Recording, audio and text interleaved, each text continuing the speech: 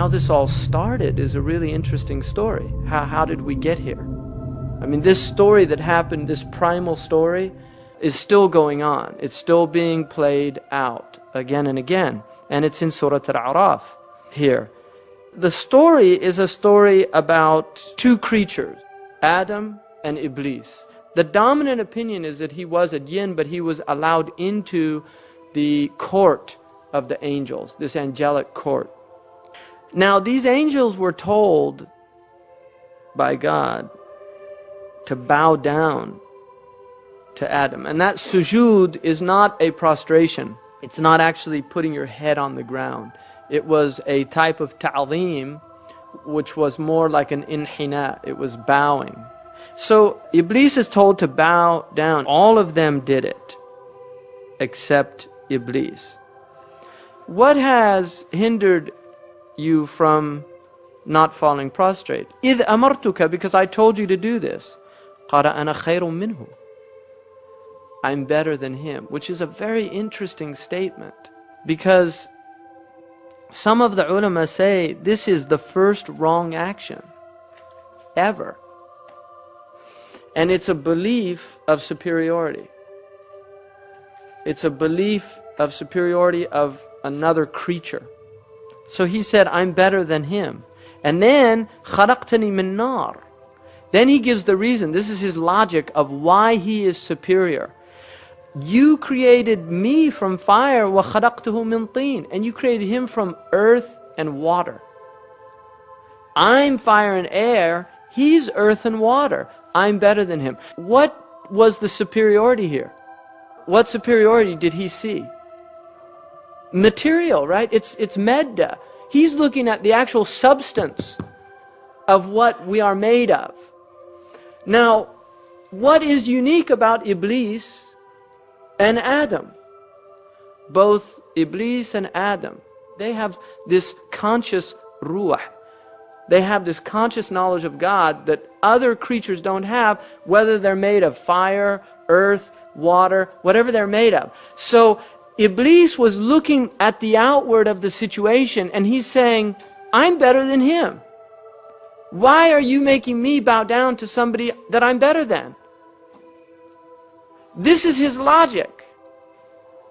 And there's a lot of people that fall into that type of reasoning in the world, and it causes immense problems in the world. قَالَ فَأَهْبِطْ, then go down. Now this is a command to him. مِنْهَا فَمَا يَكُونُ لَكَ أَن تَتَكَبَّرْ فِيهَا. It is not for thee to show pride here.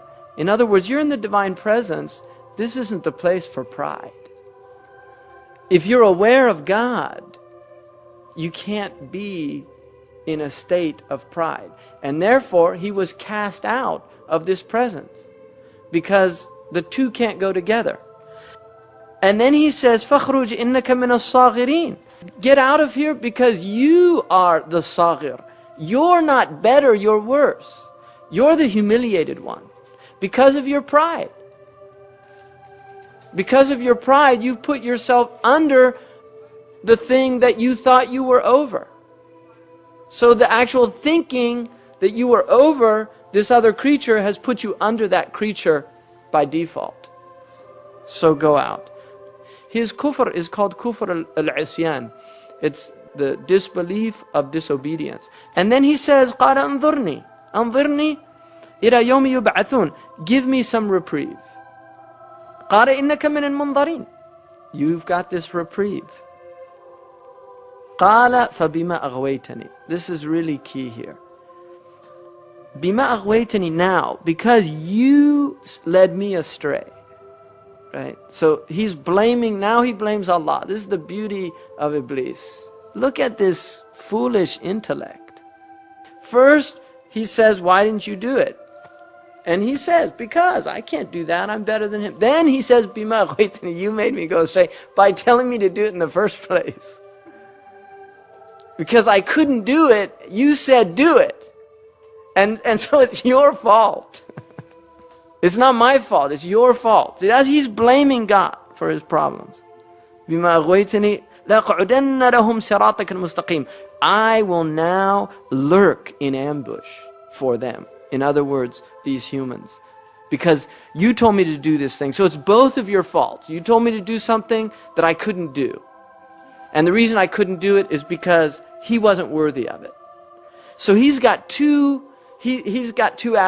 adversaries here. He's angry at God and he's angry at Adam.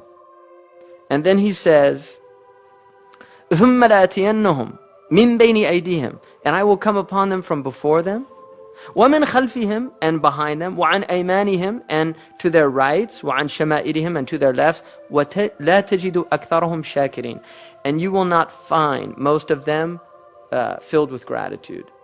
So this is important too, because what Iblis has set out to do now is show that they're ingrates. That's what he wants to do. He wants to show God that you made a mistake, you shouldn't have made him the Khalifa, the Caliph on earth, and you're going to see that they're not going to be grateful for what you've given them in the first place. And so it's very interesting, this story, because what it's telling us is that if you place God in his right position and you place yourself in your right position, which is that you see God over you and you're under, in prostration, in this state of submission, shaitan has no access. When does shaitan flee according to the hadith? When you're in sajda. Because he can't bear that. Humility before God. And then Allah again, قَالَ خُرُجْ مِنْهَا مَذْءُومًا مَدْحُورًا. He banished him again, degraded, banished. And then he says that whoever follows you, لَمَنْ تَبِعَكَ مِنْهُمْ لَأَمْلَأَنَّ جَهَنَّمَ مِنْكُمْ أَجْمَعِينَ. I'm going to fill Jahannam with them. Those people that follow you, you're their imam. And you're headed to that place, so you're going to take them with you. So if you take him as an imam, that's where he's taking you. So Allah gave him the ability to go into our bodies and play with our minds, to be able to so inconspicuously sound in our mind as if it is our own deep thoughts, but it is actually shaitan saying his worst and evil words into our mind, whispering into our ears. And then shaitan said,